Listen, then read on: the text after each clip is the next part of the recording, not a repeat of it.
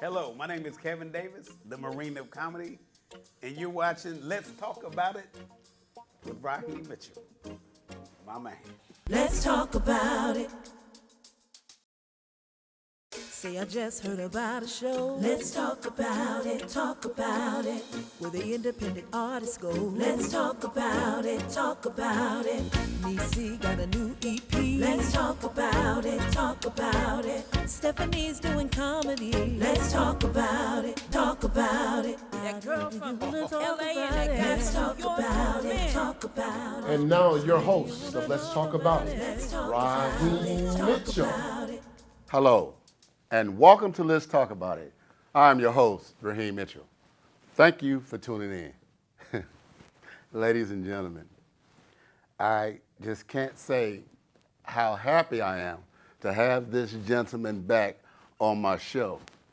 This guy is like my big brother in comedy. Ladies and gentlemen, please welcome Kevin Davis, the Marine of Comedy, to the show. Welcome. What's up, brother? Man, what is going on, sir? Like you said, man, I'm happy. I'm happy to be here. Happy to see you. Right. How long has it been, man? Let's see, the last time he was here, You had just started. I had just started, yeah. I just had 2 I years. just- 2 years, man. 2 years. Wow. That's it. Man, and then, matter of fact, the last time you was here, you was telling me that you got signed with an agent. So how's that going? Yeah, I signed with Jenny Strickland. Jenny Strickland, okay. That's JS Talent Agency. And I got to say, man, it's been a blessing. Yeah. You know, coming from my humble beginning, Right. which I definitely, to you, Right. because I would never be an actor if it wasn't for you. Let's just be honest. Right. If you didn't pester me all the time about, man, you got to do this, you got to do this, I'd have never even thought about it. I never dreamed of being an actor. I never dreamed about having an agent or none of that stuff, you know. Right. But now that I've done it, it's been a blast. And she sends me auditions like weekly. Right. And I was fortunate enough this year, I think in this calendar year, I did 3 national commercials. Really?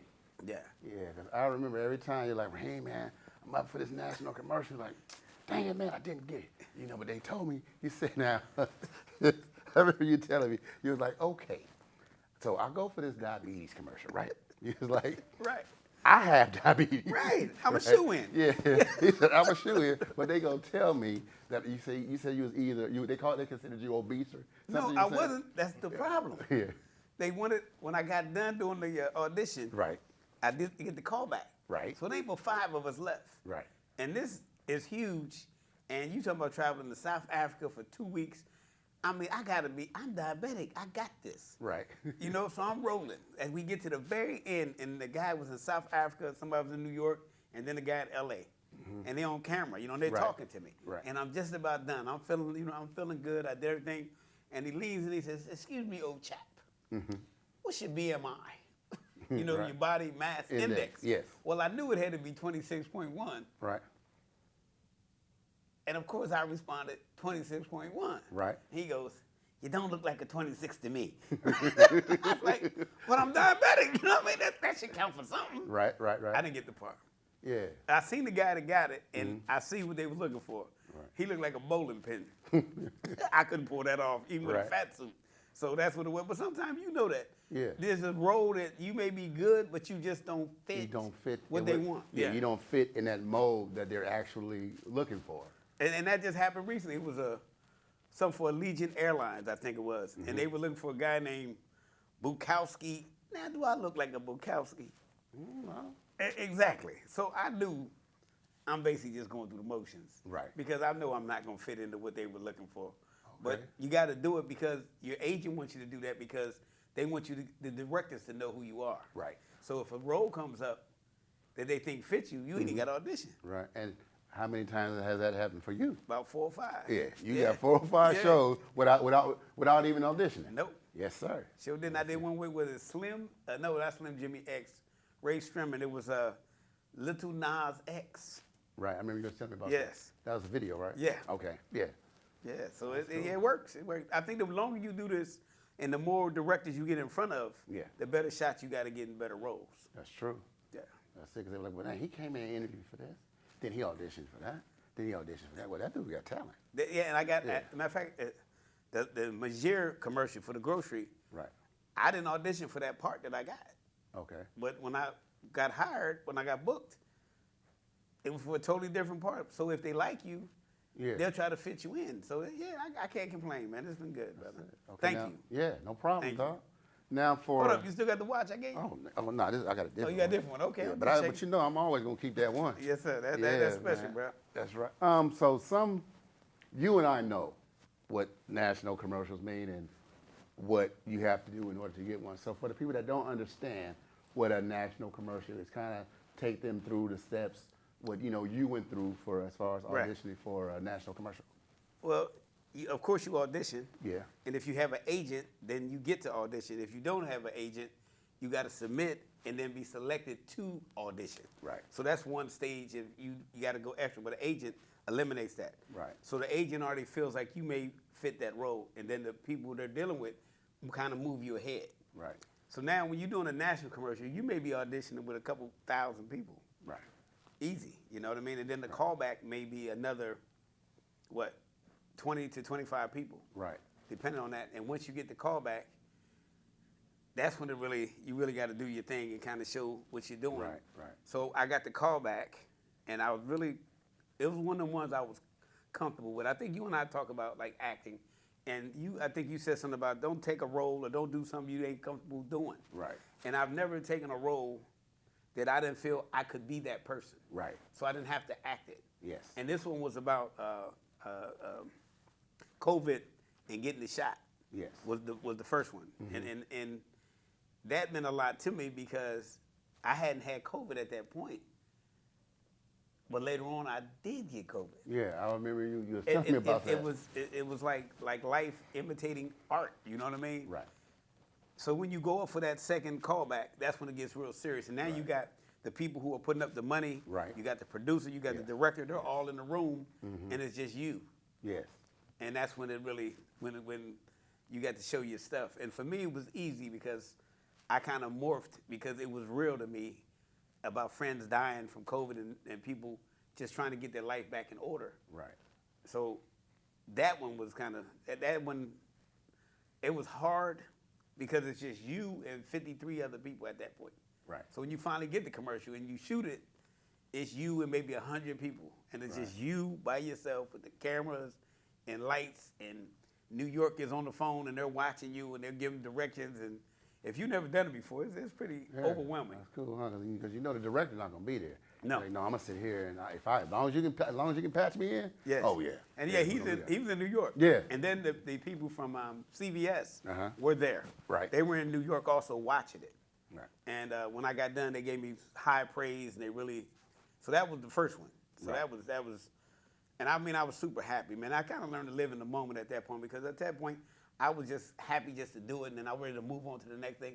But now I'm learning to just pause and say, man, it took a lot of work to get to this point, you know, like, you know, what did I have to do, like you was just saying, to get there, man? It was a lot of work and a lot of people they go through, and for you to be that person. Yeah. Yeah. Yeah. Because that person that submitted you, that's saying you can do this. Now they paying him X amount of dollars. Yes. Okay. Now we paying you this much, and you got to bring us this talent. Yes. Okay. You can't keep bringing us stuff that ain't gonna work. And you know, man, and I did it hasn't come out yet. Right. But it's for Jardians. Right. That's the next one coming out. And that was the ones that turned me down from having diabetes. Right. But I guess you don't have to be big to have heart problems. So I Right. was good for the heart one. Okay. So I did that one, and that one was a full shoot in San Pedro with kids. Right. Totally different thing. Right. And again, they got a tent set up, and all these people from Jardians are there. They flew in from South Africa, and they're watching every single step of it. Right. And they got a person there also waiting if you don't do what you can do. Yeah. They got somebody on standby. Yeah. And if you can't pull it off, Yeah. Remember when you said that your agent, you forgot to call your agent one time, Yes. and she had you on a avail. yes. Yeah, that's what that means. Yes. They had that person there just available. standby, yes. On standby, And you kept, Raheem, when she said I was a veil. What does that mean, right? And I'm like, dude, you better call her right now. I'm hanging Right. up. Call her right back right now. Yeah, I was a veil for Sean John for Ciroc. Right. And I was a veil for about 3 different ones. Yeah. But the avails only happen when the person either can't do it or they can't get the job done. Right. And my veil was there. Normally a veil, you sitting at home. Right. My veil was there. Yeah. Yeah, he was waiting. He was like, "You all right, bro?" I was like, "Hold up, man. What you mean I'm all right? I'm good." Oh, I'm good. I got it. Yeah. That's cool. Chill. But that one was challenging too. But man, I can say, man, acting almost makes you want to just do acting. Right. Like I love comedy, but I got to be honest, I'm really starting to love the acting side of this because it's really fun, man. It's really been eye-opening, but it's also been really rewarding because later on in life, years from now, when people are talking about COVID, I can say I did one of the first commercials about COVID. Yeah. And I can have that for the rest of my life, and my kids be able to look at that and say, do you remember back in 2021, 2020, and COVID, my father, he was one of the guys that talked about getting that shot, man. That initiated it. Yes. Yeah. You were saying to me, you were auditioning, and what you're doing now, you were doing something with your hands, and that director liked that. Yeah. Now I saw that commercial. What was that commercial again? That was CVS. CVS. One Step Closer. Yeah. And when they were shooting me, they were shooting like here up. Right. And I got a habit of, I guess, putting my energy through my hands. Right. So if I'm thinking heavy, I'm doing different things with my hands. And I was doing this, and she like pulled the camera back. She said, "Do you mind if we just shoot it that way?" And then I started doing that. And if you see in the video, it's my hands. And my hands are really telling my story of how serious it was to me because I do my hands a lot that way, you know. And it was good. It really came out good. That one. I was watching it. I said, now I see what he was talking about. Right. Because I remember you saying you were doing your hands, and I'm like, well, it's a commercial. Let me see how that's going to work out. Yeah. And then when you sent me your commercial, I seen it. And I was like, oh yeah, you know. Okay, so then I finally put it together to see what you were talking about. Yeah, I didn't. Again, that's how good these people are doing their job, what they do. Right. Because I never thought that she would even notice that I was doing that because, like, again, you shooting up here and I'm basically here. Right. And and that was, I tell you, that was in the middle of the desert in Lancaster, and that crew was probably 200 people in that crew. Wow. And again, it's just you on camera, and that's it. The light goes off, and it's time to perform. You know, either you got it or you don't. That's it. You figure it out in a minute. Yeah. Put up or shut up. Yeah. That's it. Now, so not only are you doing, though, you always done your comedy, and I remember when we first started, and we were always going to other people's rooms. Right. And they was always giving us what you would call the BS times. Yeah. Towards the end, when the audience is done laughing, they ready to eat, and now they talking to you. You're like, Raheem, we got to get our own room, man. We got to do that. We have to get our own room.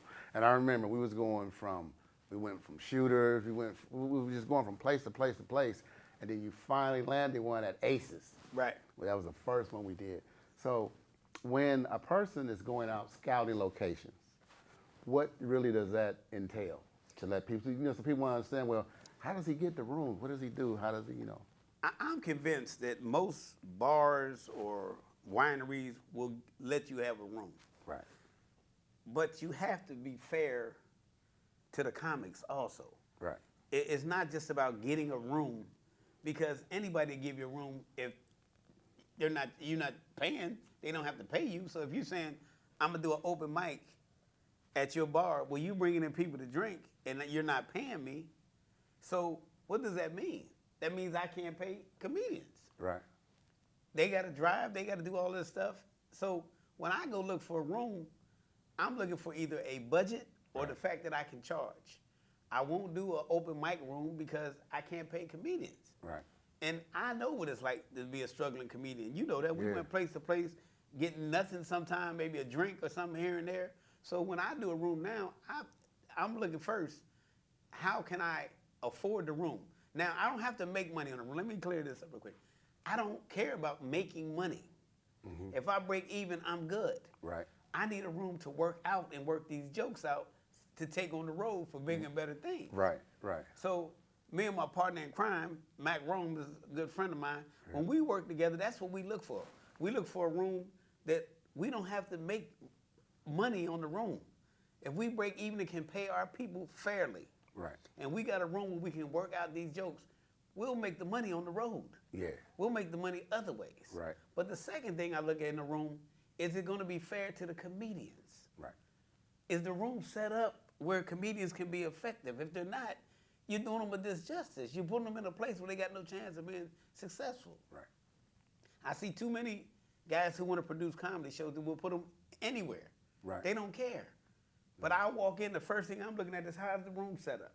Right. How's the lights? Right. What does the sound system sound like? How are the mics? Can a comedian be successful in this environment? Right. If not, then I don't want the room. Right. Right. Because they'll bring you in. But they'll bring you in. Yeah, yeah. Come Tell on. them a 2-drink minimum. And then when you failing, they want to kick you out. Right. And then and then remember the people who are coming and looking at your show, they're looking at you saying, you put this show on. That was a terrible show. Right. Of course it was. It was an open mic. And people don't know the difference between open mic and book show. Right. And that's where the problem comes. For me, I just don't do open mics. I'll go to open mics, but I won't produce one. Right. No. No. 'Cause I remember that's what all we used to do was going to open mic. We went as far as going up to the mountains. Bear, was it a Big Bear? It was called the Bear Claw. The Bear, but it was in Big Bear. Yeah, it was in Big Bear. Yeah. I It remember was that night. me, you, and I think we the only 2 black people on the mountain. Yeah. Yeah. Exactly. Yeah, you remember? But they liked us. Yeah, but that I remember. setup was terrible. Yes, wasn't it? The bar was here. We performed in the middle, and then behind us was a pool table. Yes, and they were shooting. Yeah, and then they had to come by us to go to the They bathroom. go to the bathroom, right? That's what I'm talking about. That's what I'm talking about. Where it's not set up, Right. where the comedian can be effective. Yeah. He can be okay, and if all you trying to do is get 2 people to laugh, because remember, we were at the bar and there were people sitting right there. In front of us. Right. Right there. Right. From me to you. Yes, and some on the side of you. Yeah. And then people shooting pool behind us. Yeah. I remember one time he was like, you know what? Since they playing pool back there, I'ma just talk to you. Yeah, And right. you talk to that 2 couple, them 2 ladies, that man and lady right there. That's And you all- just, that was it. I remember that. But that's all we could do. But you think about us coming up. So in learning that, right. I never wanted to do that. So when I do rooms now, if you come to a comedy show that I produce, or if you come to a comedy show that Mac and I produce, you're gonna see a good sound system. You're gonna see a stage, if possible. If they don't, but we're gonna have a nice area. You're gonna have a good mic. You're gonna have good sound. You're gonna have the seating where people can sit and enjoy. And if it ain't a lot of people, even a few can make a great show Right. if they're sit in the right Exactly. areas. And that's another thing, But just throwing a show on and say, "Oh, I got a show, I got a room," I hate hearing that. Yeah. Give us a room where we can get something out of it. It ain't fun to drive 30 an hour Right. to do 10 minutes and nobody's in the room. Right. Yeah. Remember you told me when we first started off, it's 3 3 E's. E's. 3 E's. Yeah. You said, you don't have to eat. Experience, exposure, expense. Yeah.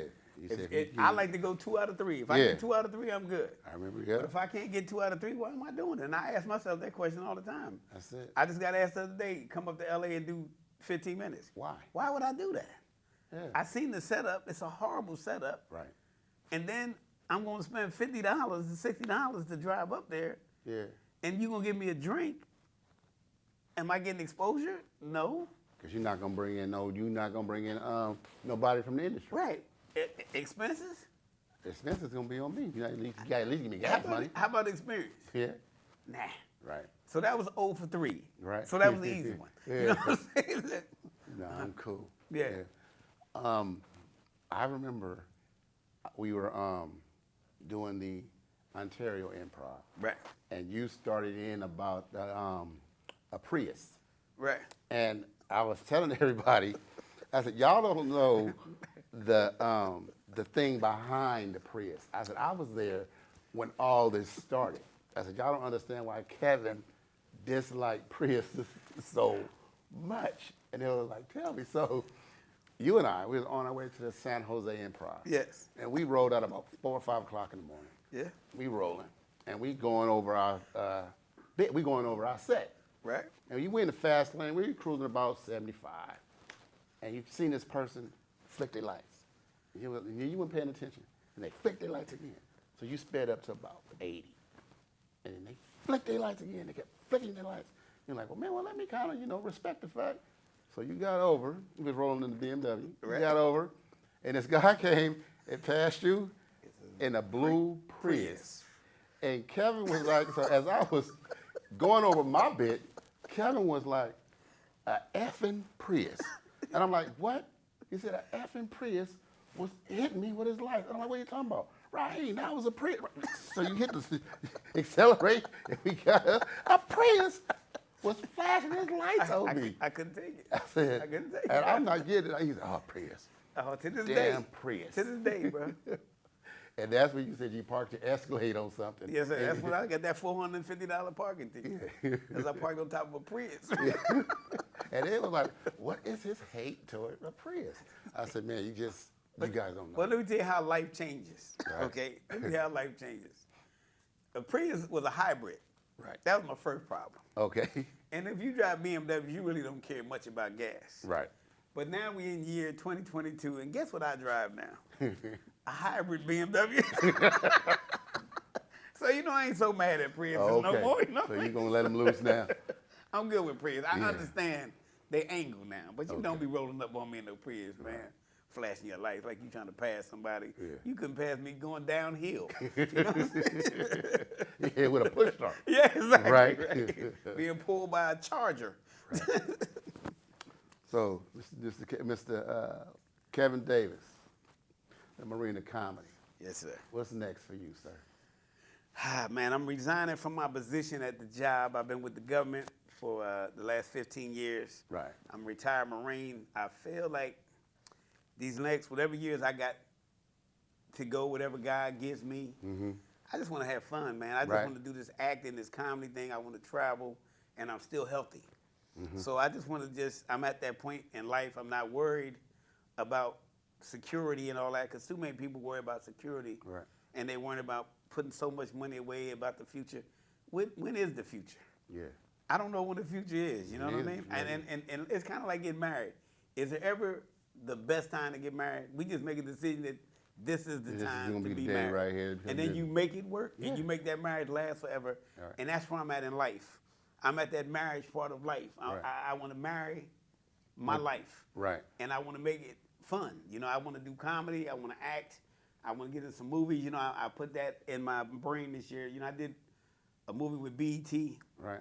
And now I really want to do that. You know, I don't know if my agent represents that side of it. I know she does commercial.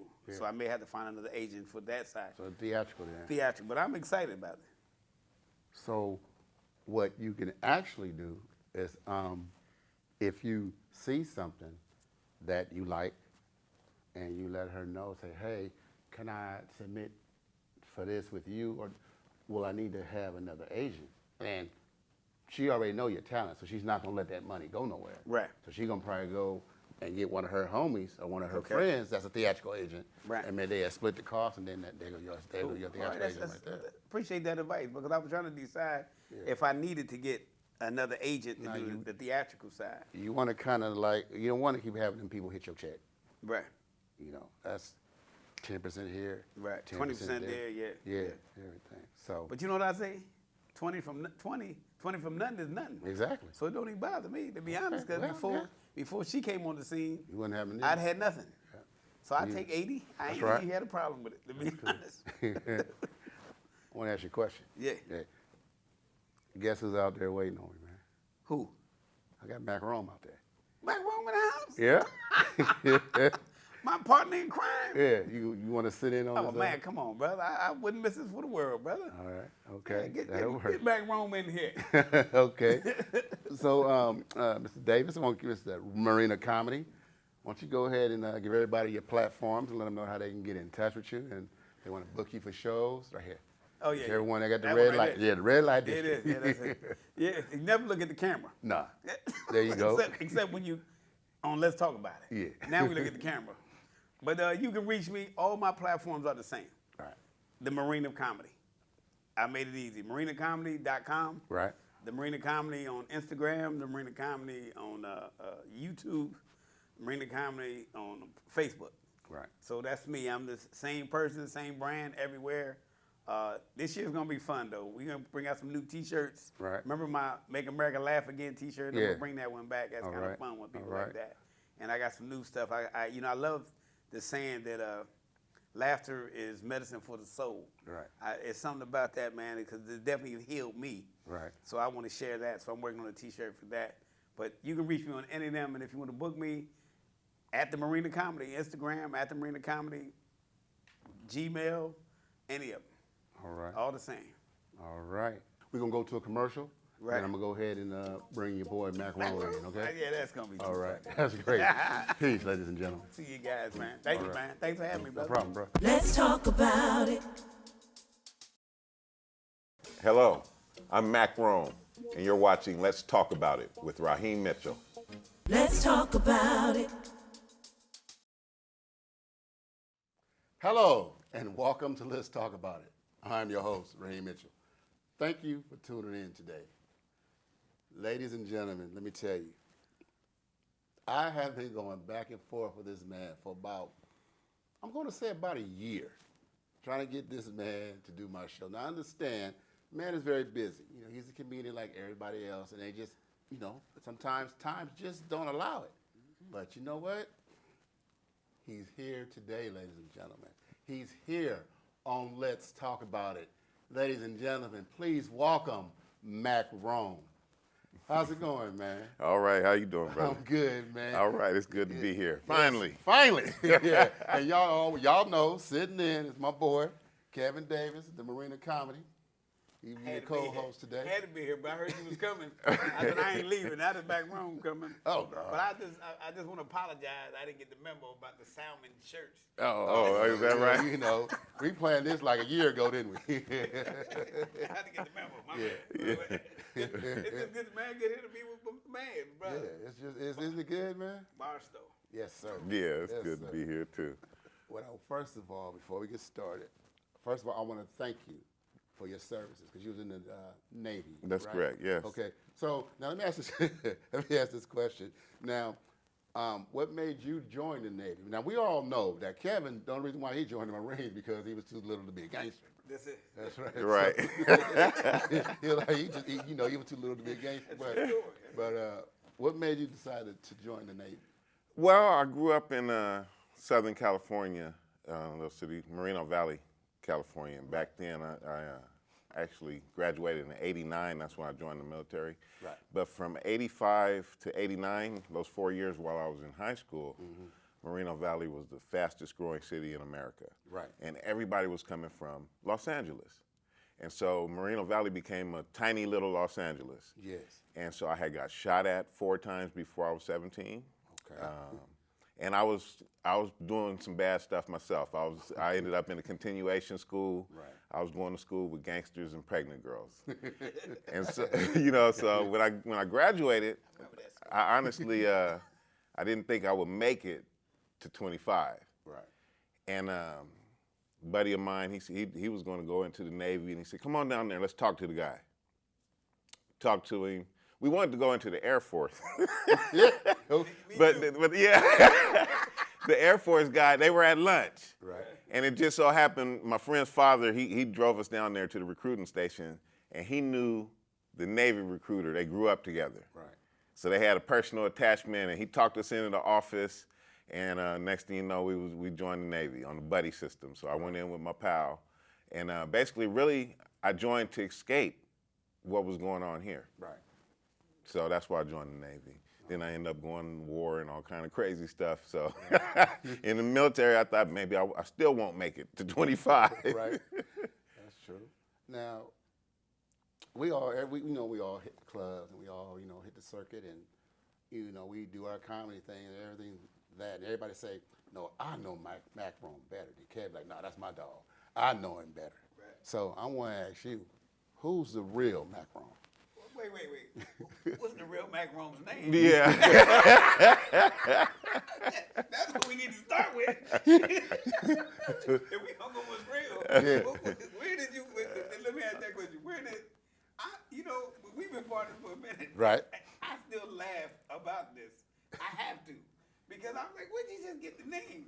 Because I really thought his name was Mac Rome. I've been calling him Mac Rome ever since I met him. Yeah. Right. Yeah. From day Yeah. one. Yeah. I didn't Well, know there was everybody who I met when I started doing comedy, my stage name is Mac Rome. Right. So that's why you guys all know me as Mac Rome. My real name is Tyrone.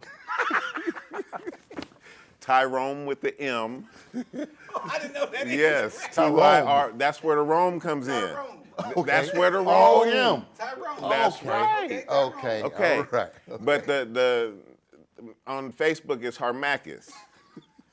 And what that is he can't get over this one. Harmachis is, if you know what the Sphinx is, right?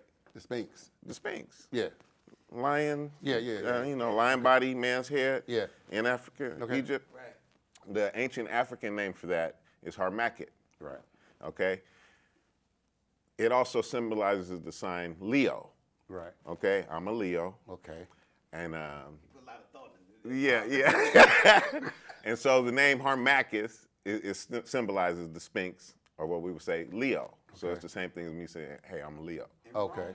And Rome. And Rome is Tyrone. Okay. So Harmachis Rome, and I shortened it for the stage name, and I got Mac Rome. Okay, there you go. But basically, I didn't want nobody to know my government name when I was starting. In case you make some of that money, huh? So I put two names on top of it. Right. A couple of layers to the onion. There you go. Before you get down to the bottom. But yeah, All Tyrone. right. Tyrone. Macron, if you would, what would you consider the low point and high point? Okay. Well, I know you're going to your high point now of your life. Well, geez, I had a few low points. That's why I had to hesitate on that. Man, I don't, because like I've been divorced. Right. I've been homeless. Yeah. When I was trying to become a comedian, I actually went homeless for about a year. And I never knew that. well, I was still doing shows. I was still dressing. You was at the last time I remember, you was at the house with the pool. But yeah, no, but that he- was my sister's He, house. Mac Rome was the best dressed homeless man I knew at that time. I never knew you were homeless. I didn't either until he told me later, because he held it. He hit it well. You absolutely did. I was still doing shows. I was still doing, because that's how bad I wanted it. The whole reason why I actually became homeless was chasing comedy down. I had to quit my job That's so I could commitment. be flexible enough for auditions. Right. And so I started doing temporary work. And then, so I couldn't afford my own place. I had to stay with people, and sometimes people got rules, and sometimes, I'm a struggling alcoholic too. I'm a veteran and all this stuff, so Right. I have sometimes problems with authority. So it's hard for me to stay with different people. So I was homeless, for a whole year. But it worked out. I always had a plan, and it worked out it actually worked out better than what I thought it would at that time. So then we go to my high part. What is high part? Go for it. And so, I've been, the last 2 years, we've been traveling all around the nation, doing some of the biggest and best clubs. Philly Punchline, Miami Improv, Wise Guys out in Utah, Levity Live in New York, and the improvs, Ha-Ha clubs and the improvs down here in Southern California. So, like I said, I made a gamble, and it took me to my lowest point. Right. But it also brought me to my highest point. Yeah. So that's my journey in comedy as far as Let me ask you a question though. When you think about being homeless, Right. like when you were there. I wasn't thinking about it. I'm just saying, but You wasn't thinking about I mean, how do you? Because I've never been in that position, Me I'm in my brain like to be homeless when you don't have a place to lay your head. What's the thought day to day? I mean, when you woke up, The biggest thing is safety. I say safety. Because, you have a car that you're sleeping in, but how dangerous is that? Anybody could just walk up to your car, knock the window out, knock you in the head or whatever, and you're actually asleep in the car. So now where's a safe place to park? Right. And the next second thought is hygiene. Well, I felt the same way. I Where felt am I going to wash my behind? I felt the same way about your place in San Bernardino. Oh, yeah. When when I finally got my first apartment, it was in San Bernardino. Okay. And so I brought Kevin over to the apartment. He said, man, next thing we got to get you out of San Bernardino. That's what friends do. Yeah, that's Because true. every time I parked my car there, it was always interesting. That neighborhood was that liquor store. Right. You know what I mean? They had that traditional ghetto liquor store, church. That was it right there. He lived right in that circle. What And I about was- somebody? I was living on Baseline and Arrowhead. Oh, yeah. Yeah. Check cash and place on the corner. yes. Check cashing. Yeah. And, Church. Liquor Martin store. Finals in the Yes, corner in the yes, back. sir. That's it. Yeah. That was it. Oh yeah. That was it. Right up the street from That was there. it. I told him though, as a friend, I said, listen, man. I said, look, Mac, you a vet? We gonna get you out of here, bro. Right. Yeah. I meant that. As a friend, I meant that. We gonna get that man. I'm gonna tell him about his high point, Right. owning a home. Yeah. His high point. You know, for me as a friend, watching him grow as a person and just watching him just to see where he came from to where he's at today. Yeah. I'm impressed with him as a friend, man. It touches my soul because we get to talk about where he came from, and now I'm watching him grow and prosper as a person that he didn't let that kick him. No. He never let that define who Mac Rome was, and that's what I respect about that brother right there. Or Tyrone. Yeah. Yeah, I just Tyrone. that's a good one. I just don't. I mean, like, I like decide like, yeah, it's connected. I just blame it on comedy, like me chasing comedy, like even the purchase of the house and everything.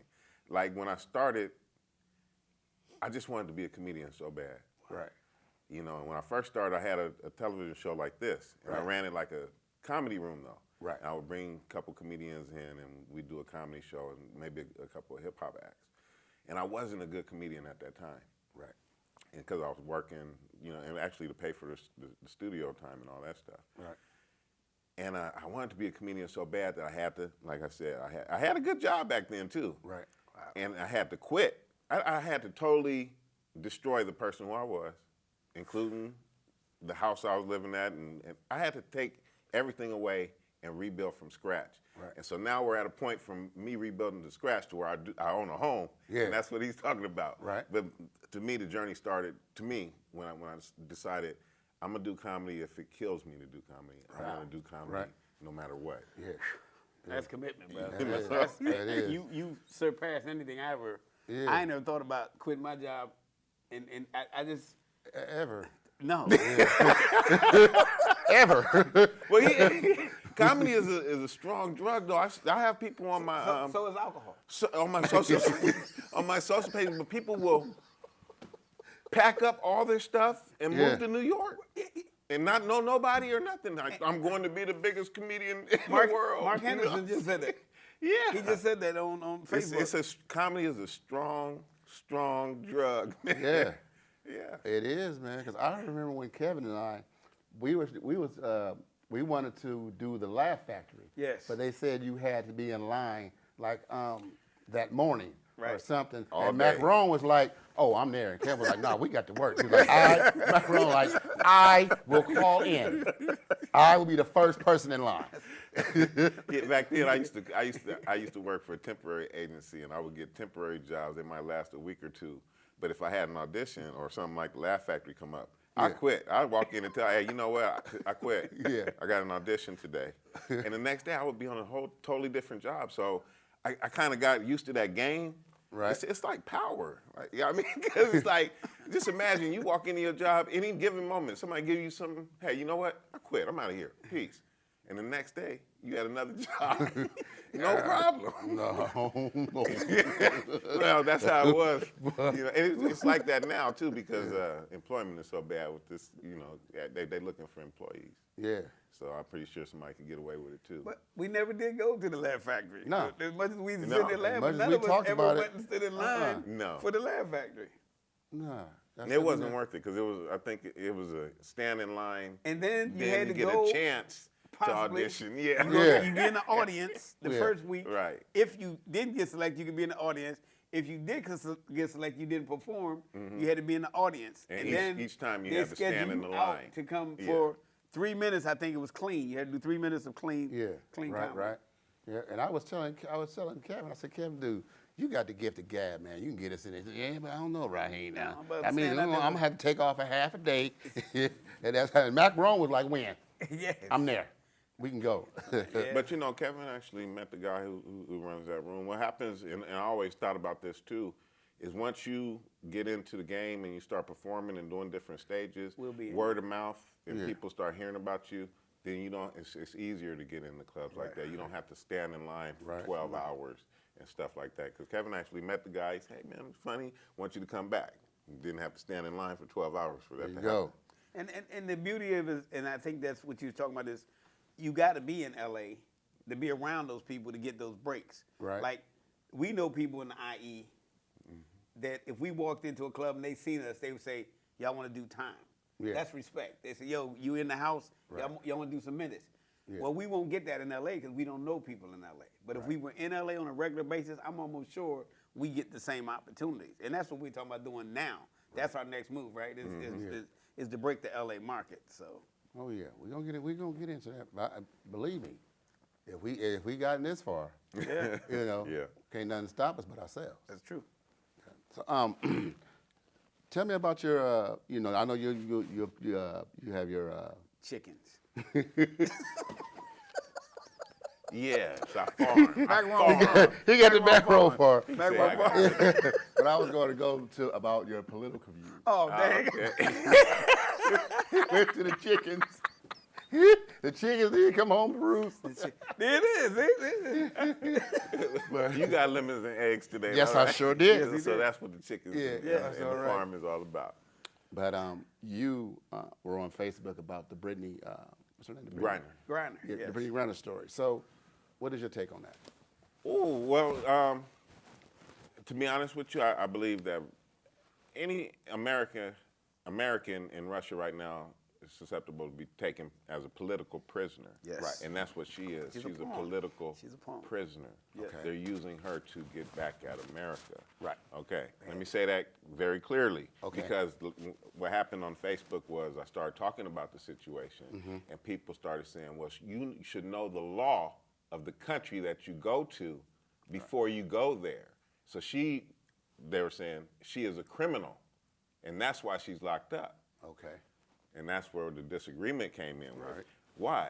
Because she's an athlete, and Russia wants to put her in jail for 10 years for cannabis oil. Right. Well, Russia is notorious for doping their own athletes in the Olympics and in international gymnastics. In fact, they are banned from the international gymnastics right now because of doping. Right. They're giving 15-year-old children heart pills, Right. you know, so that their blood vessels expand and they can perform. So suddenly, you want to give this athlete 10 years for cannabis oil. So now it's inconsistent, and it's very plain that you're using her as a pawn, as a political pawn in your larger war. Right. And so that was the issue that came up. But at the same time, Ukraine does the same thing. There's African foreign exchange students in Ukraine. Right. And as Ukraine is evacuating all their citizens and stuff, they're not allowing the African foreign exchange students who are actually paying to be in that country, Right. paying tuition at these colleges, they won't let them out of the country. Wow. They won't let them on the buses. They won't let them deport or immigrate to Europe. And so both sides, if you ask me, Russia and Ukraine are playing black people like pawns. Right. Well, what did you tell me about the Russians were one of the only countries who did not slavery? You were saying something to me about that. I don't know. I don't think it was me. I know they have. We were discussing that the black ancestry has a long history in Russia and Ukraine. Actually, one of the Ukrainian congressmen is a black man, which is they honor black people historically, and even in Ukraine they have a black congressman, but still they use black people as political pawns, Right. which even makes it more ironic. I'm trying to think who told me this, but they said that Russia did not participate in slavery. Yeah, I don't know. Yeah, that's what I was told, and I need to do some research on that. But But that's you very better hope. I hope it interesting. wasn't a Russian because they ain't No, telling it the wasn't truth. Russian. That's true anyway. It was a black guy. That wasn't It was us. a black guy. Yeah. That's right. They all look alike, you know. That's they tell us. It's a black dude. Yeah. But so your Mac Rome show, I remember you and you guys were doing that show. Which one? It was at the where you said what the politics. Okay, Oh, that was that's the Liquid podcast. Politics. Liquid politics. There we Yeah, go. yeah. Okay. Because I got a couple of shows. I got the Mac Rome show. Okay. I got Liquid Politics Yeah. with Mac Rome, and I got Cooking and Joking with Lou and Mac Rome. Okay. All right. Yeah. All right. Okay. Liquid politics. Liquid politics, yeah. Liquid politics, You said, I remember y'all opening line was whether the it might not be true, but only in Mac Rome's eyes. You said, but only in Mac Rome's eyes. What was the line I was saying on there? I said, liquid politics. Yeah. We customize your politics. Yeah. So you only think about what you have to. And then that's what Kevin said, only in Mac Mac Rome's Rome eyes. So, very- are you very- guys still very doing that believable. show, or have what you? We haven't. We did 4 episodes. We weren't getting a lot of viewers, but after we did the show, I started getting a whole lot of feedback. We were getting like 250 Yeah. viewers per episode, and that's not a good. lot in this But world. it's a you know, start. right? It's a start. And so then when we stopped, that's when the demand picked up. Now everybody's like, what happened to the show? You got to do something. We need to see you on. You know what I'm saying? So that's in the works. But same thing that happened. You know, this whole year while I haven't been on this show, Right. is we got busy. Yeah, I've noticed that, man. You guys just left me, man. Y'all No, just no. You left us. Neither one. Okay, the year before last, COVID hit. right. And me and him, we had dates in Miami. We were supposed to we go had all these canceled- we had different places, canceled a and bunch of everything got canceled. Right. So in the whole year, Yeah. it got canceled. And then I think towards the end of that year, December, we started going out of state. Yeah. Even before that, as a matter of fact, probably in the summer, we started going to Phoenix. We started going to Arizona. Yeah, 'cause one time Las I booked Vegas. you for here, and you was like, you know what, Raheem, man, I forgot. I'm in Phoenix with Kevin. Yeah. Yeah, I remember that. Yeah, and so we had, once we started getting out of state, things started picking up. And then last year happened. And we were on a roll because we had already been working while everybody else was kind of just chilling and social distancing. Me and him had already been out, and it just kept everything. rolling. To be honest with you, I don't even think I asked for any shows last year. Maybe I asked for 2 or 3, but most of these shows are people, him and other people. Hey, we got this going on. You want to do this, blah blah blah, and it's been going on and on. So it's not like that. It's just after that year off, we was trying to take everything. I wasn't saying no to nothing. That's what I told Kevin. I said, I'm not saying no to Nah, nothing. we saying yes to everything. He wouldn't turn down nothing but his collar. That's it. That's it. Yeah, that's it. And no, wait, but the other day he had the nerve to say to me, because I emceed a wedding, Oh. he had the nerve to look at me and say, he on the phone talking to his friend about, my partner take any job, right? Right? And he just said, Like, right, he's talking about, what does an MC at a wedding do? Because okay, he didn't have no plan, I know. right? And they didn't have no time. They said, how much time y'all want me to be up there? He said, I don't know, just go, right? Don't, So they- that's the wrong thing to tell Kevin. Oh, wait a Oh minute. no! this is He true. ran out of time. So Kevin was like, "Okay." How much time we got? Yeah, he ran out of stuff to say, and he was like, "How much more time do I got to go?" And dude was like, "Keep it going." It was kids in the audience. I couldn't do a regular And then set. Kevin walked by me. I said, "Man, you'll take any job." won't you?" He go, what does an MC at a wedding do? I said, this right there, right? So what I was doing, the bride was late as usual. Right. So I'm thinking, do 15 minutes, and I hand it over. Well, 15 turned to 30, 30 turned to 45. Right? Probably eloped. She ain't came look, and it's still going, and I kept going, how much time we got? How we looking on the time, right? Because it was getting to the point, I was like, and he said, well, if you take any job, I said, man, look, I said, listen, he's a friend, and I don't know what an MC at a wedding does. Right. I thought I was just doing the reception. Right. I ended up doing the wedding. We didn't Yeah, do no yeah. jokes at the reception. This was before the wedding. Before this Oh. is before the wedding. Whoa. Right? Yeah, Yeah. yeah, this is going. When everybody waiting for her to come down. Yes. Oh, I thought y'all talking about the reception. No, Oh, no. And she was It so went late. to I was saying, 40. boy, what if she don't come? I said, that's gonna be a heck of a close for Kevin. Isn't it? yeah. That's why I said she I probably might have to, eloped. hey, look, I might have to do the prostate joke at that point. And we was at that point. It was 45 minutes in. I was like, whoo, whoo. Oh, what time is? How we looking on time? Right? He's like, he's like that. But he did say. He came up to me, he gave me a big old hug, didn't he? Yeah. He said, man, you did beyond my expectations. He said, you did way more than I expected. and thank you so much. And that's all. That's what it means right there. That big hug Right. from the guy who we did it for, and he was just happy. He was happy. Yeah. And speaking of time, I just got the 3-minute wrap up. Okay, let's wrap it. You know, but like I'm saying, man, I knew that. Due to the traffic, I already know that. But I had blocked us for like an hour. Okay. I already knew how it was going to turn out, just like with me, you, and JT. Right. I already knew it was going to, we were going to do an hour, period. Right. It's like when we bring Brett and the original OG started crew, on, because I was going to block like an hour and a half for us, but due to the traffic and, everybody, happens. But what we're going to do is we're gonna do this again. Yeah, absolutely. And we're going to pick up where we left off, man. So you guys look at your calendars, either the 9th or the 30th of April. Got it. Let me know which date fits for you guys. Wear your salmon shirt. Let me know. No, that's salmon. Salmon, yeah. Let me know, and then we can go ahead and pick up where we left off. Because we just started to get good, and now we got to wrap that. And maybe Raheem might be back on stage by then. Oh yeah, I told him I was going to. He said he comes out on the 25th. No, he threatened to take one. All right, this is. I'm Man, I taking hate. it back. I I can't explain this. But anyway, we was on our way to a show, and I was like, Kev, I need a joke. I need to put a joke right here. And I was telling, we was going back and forth, and he was like, do the Hervé Leger.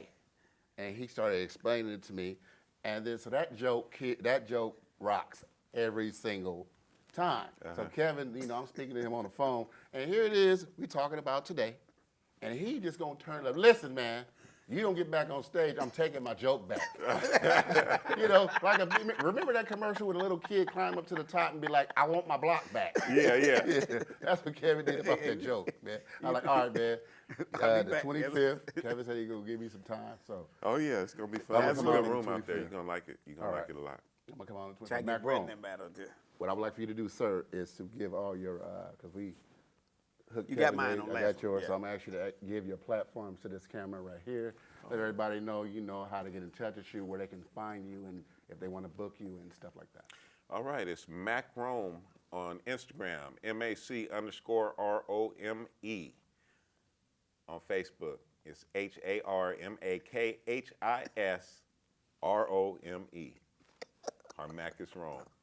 And you can contact me on either one of those platforms to get me booked or to find out shows that we're doing. Our next show is going to be the 25th of this month, March 2022, at the Canyon Crest Winery in Riverside.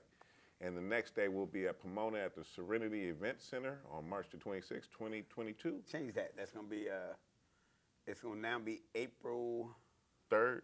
3rd. April Yeah, 3rd. April 3rd. Okay, so April 3rd, Serenity. Pomona Serenity Event Center. March 25th, Canyon Crest Winery in Riverside. Mac_Rome on Instagram, Harmachis Rome on Facebook. All right. Well, ladies and gentlemen, you heard it here. Make sure you check my boys out. And I will be in the house on the 25th, because Kevin ain't taking my joke. If he ain't there, the joke is going with me. Ain't gonna go nowhere. But I want to thank you guys both for coming Thank out, you. doing the show, man. been an It was honor. great. Appreciate it. We're going to have to pick this up again, man, and bring in Absolutely. everybody. All right. Get have a Brett party. and Yeah. get the crew. Get the crew Get together. get the Barstow crew. Yeah. And Kevin's going to explain the Barstow crew later. Hey, I'm the one who put the Barstow show That's what I'm together. saying. Yeah, I'm saying I that's know what the I'm whole saying. crew. No, the whole crew would be Yeah. me, you, Brad, Kevin, Brett. Arkansas, Yeah. Carly Carr. It's also Tamiko. Dewey? Yeah, Yeah, Dewey yeah. Bratcher. Yeah, well, I I had put that Tamiko whole on the thing show. down. He booked all them people. Yeah, Yeah. that's cool. But all right, we're gonna close, and I'm gonna let everybody know, man. Thank you from the bottom of my heart for tuning in to Let's Talk About It. And remember, don't ever share your 8x10 dream with somebody with a 5x7 mind. My name is Raheem Mitchell. God bless. I'll see you next week. And remember these guys' shows, man. Come out. Peace. Thank you, guys. Let's talk about it, talk about it. Let's talk about it, talk about it. Talk about it. Let's talk about it, talk about it. Talk about it. Let's talk about it. Let's talk about it. That girl from Let's talk LA and about that it. guy. Let's talk